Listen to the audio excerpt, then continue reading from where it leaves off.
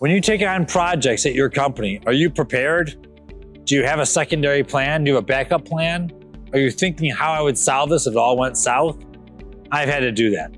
So there was a time I bought a CNC manufacturing company, owned it for years, and we had moved it from a 15,000 square foot facility to a 70,000. At the time, I had hired numerous contractors, painters, plumbers, electricians, all of that. And I had quoting done, and I had scheduled who was going to show up what in what order to get the building done the most efficiently and the fastest that we could. It saves us quite a bit of money. But I also wanted to make sure I had a backup just in case somebody didn't show up, something went wrong. I wanted to make sure I had a secondary plumber, electrician, painter, everything on standby in case something went bad. Well, sure enough, I did.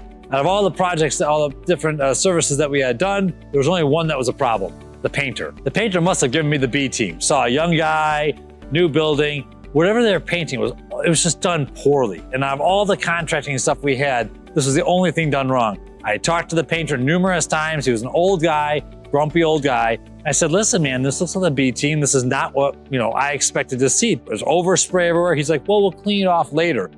That's not a professional painter. Third time I talked to him, I said, this is ridiculous. We've got to get this fixed. He goes, you know what? You come with me outside. And I'm like, oh, great. This is going to be, he's an old guy, but and he started like kind of yelling at me in a way. I said, do you know who I am? I said, this is my project. You're painting my project. And now you're telling me what I'm saying is wrong. I said, you're not painting it correctly. It's overspray. It's all these things wrong.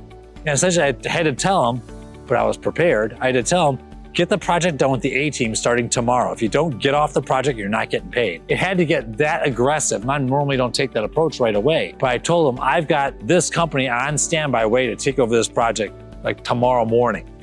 Because I was prepared and I had that in my arsenal to say to him, magically the A team showed up the next day. We didn't have any more problems on the projects when it came to painting. But if I wasn't prepared, he would have had power to basically say, too bad, shut up and take it. And for me to now get quotes later, it would have put the project months behind. So the whole point of this is be prepared. Have a secondary plan for everything. It's like a spare tire in your car. Who would not want to have a spare tire in their car going on a road trip? Use common sense, be prepared. For more, go to deanspark.com.